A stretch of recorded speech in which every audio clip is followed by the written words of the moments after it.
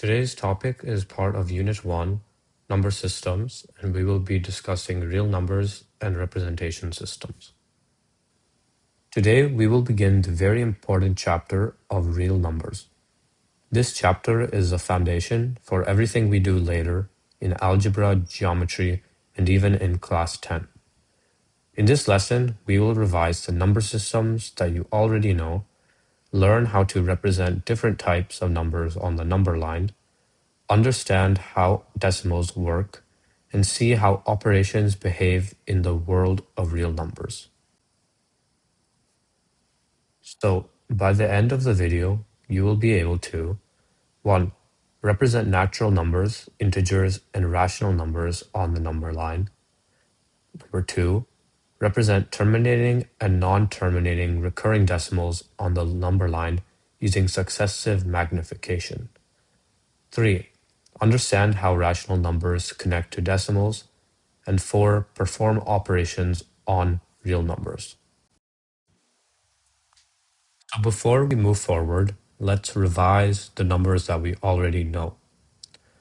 First are natural numbers, which are the counting numbers. For example, 1, 2, 3, 4, and so on. These are the numbers that we naturally start counting with. Now, whole numbers include all of the above natural numbers in addition to 0. So this is where 0 will enter for the first time. So whole numbers are 0, and then all of our natural numbers of 1, 2, 3, 4, and so on.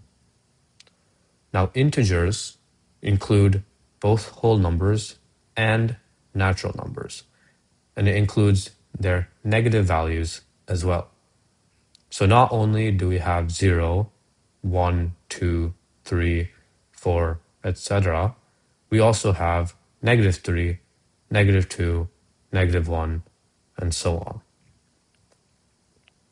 Now, rational numbers are numbers that can be written in the form of p divided by q, or the fraction format, where p and q are both integers where q cannot be equal to 0. Remember, we cannot divide numbers by 0. So this means that, for example, 1/2 or 1/2, 3/5, -4/3, 0.25, and 7 are all rational numbers because we can represent them in the p divided by q fraction format. And remember, every integer is also a rational number because any number we choose, for example, -1, -2, 2, or 3, can be represented as a fraction if we set the denominator equal to 1. So every integer is also a rational number. Every whole number is a rational number, and every natural number is a rational number. Finally, are irrational numbers, which are the opposite of rational numbers. So these are numbers that cannot be written in the p divided by q format. Common examples are the square root of 2, the square root of 3, and pi.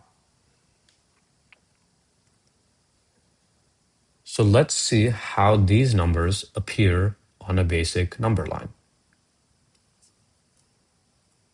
So here are our natural numbers. These are numbers that point to the right of 1, that are evenly spaced. So 1, 2, 3, 4, etc. Now, whole numbers are natural numbers, but also include 0 at the beginning. So 0, 1, 2, 3, 4, and so on. Next are integers, which have both whole numbers and natural numbers, but also their negative values. So integers will stretch infinitely to the left and right directions of 0, both the negative and positive directions. Now, where do rational numbers appear? Well, between any two integers, we can put a rational number, we can put a fraction. We can divide lines into halves, quarters, fifths, and so on. So examples are -1/2, 5/7, 3/2, even 8/8, which just equals 1, are all rational numbers. So rational numbers can either be whole numbers or natural numbers or integers, but they can also fill the small spaces between integers. This is why mathematicians say that rational numbers are dense on the number line, because between any two rational numbers, there is always another rational number. Now, let's talk about decimals, because understanding decimals helps us understand real numbers even better. So rational numbers appear in two types when written in the decimal form. First are terminating decimals, which end after a finite number of digits. So they simply stop. For example, 0.5, -1.375, 2.84. Non-terminating but recurring decimals keep going on forever, however they have a pattern. For example, 0.33333 repeating, or 0.18 repeating. So 0.181818, and so on. Lastly are non-terminating, non-recurring decimals, which we call irrational. So again, these are numbers like square root of 2, square root of 3, or pi.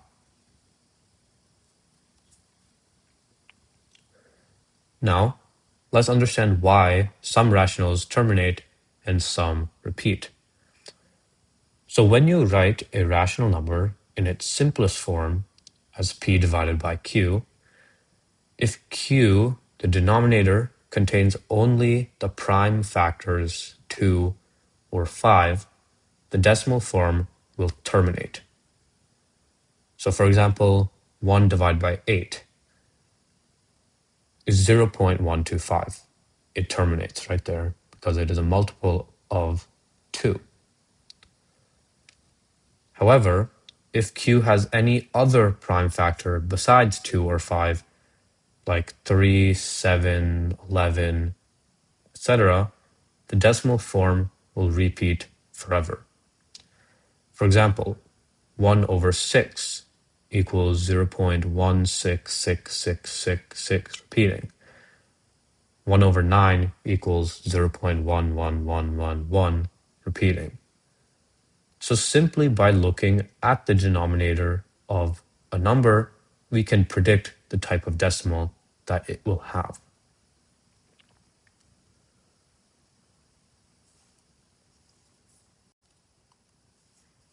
So this is a very useful technique which is called successive magnification, or zooming in to the number line. Let's say we want to represent 3.765 on the number line.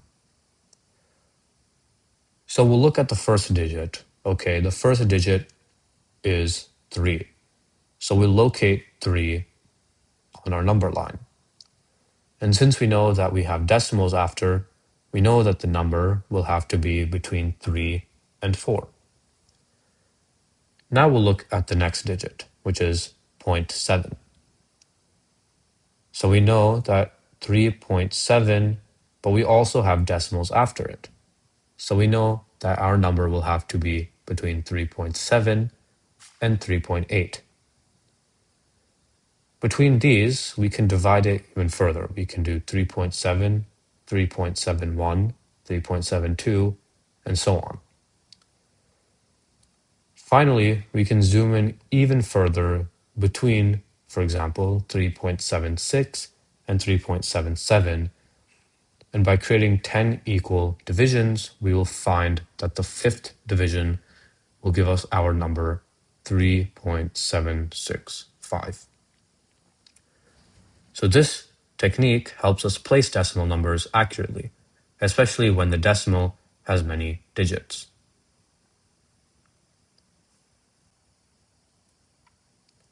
So real numbers behave very nicely under arithmetic operations. So let's look at some of their properties. First is closure. So adding, subtracting, or multiplying two real numbers together always gives another real number. Second is a commutative property. So two numbers, for example, a plus b, will always equal b plus a. And a times b will always equal b times a. But note, this only applies to addition and multiplication. So subtraction and division are not always commutative. Similarly is the associative property, where a plus b in parentheses plus c equals a plus parentheses b plus c. And same thing for multiplication. Next is the distributive property, where we can see three numbers, a, b, and c. When we multiply a to both b and c added in the parentheses, it equals to ab plus ac. Next is the additive inverse. So every number, for example, a, has a negative a, such that adding those two numbers together will equal 0. And lastly is the multiplicative inverse. So every non-zero number, for example, a, has a reciprocal of 1 divided by a, such that a times its reciprocal equals 1. So this is why we can do algebra with real numbers very smoothly, because they all follow these important rules. Okay, let's solve some problems relating to today's lesson. So question 1, identify each as terminating, recurring, or irrational decimals. So the first one, 0.45, we can clearly see that it ends. So we already know that it is a terminating decimal. Now second one, 0.72727272. Well, we know that it's not terminating because it clearly goes on. But is it recurring or irrational? Well, we can see that there's a clear pattern, which is 72. So since there's a pattern, we can say that it's a recurring rational number. Okay, third one is the square root of 7. Well, is 7 a perfect square? Remember, perfect squares are numbers like 4, 9, 16, 25. Well, no, it's not a perfect square, so we'll know that it's an irrational number.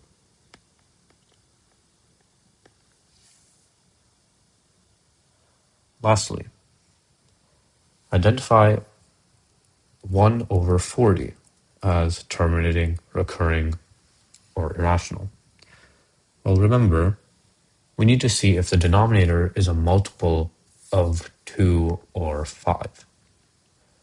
Well, in this case, 40 is a multiple of both, actually. So we already know that it will be a terminating decimal. Okay, question 2. Represent 7 over 8 on the number line. Well, let's see how many divisions we have here. So we have 1, 2, 3, 4, 5, 6, 7, and 8. So 7 over 8 will be 7 out of these 8 spaces. So this is 1, 2, 3, 4, 5, 6, and 7. So 7 over 8 will be right here. So last question, simplify the square root of 3 times the square root of 12. Well, remember that whenever we have two square roots, we can multiply what's inside of them. So 3 times 12 is 36. Well, is that our final answer? No. Of course, square root of 36 is none other than 6. So this is our final answer.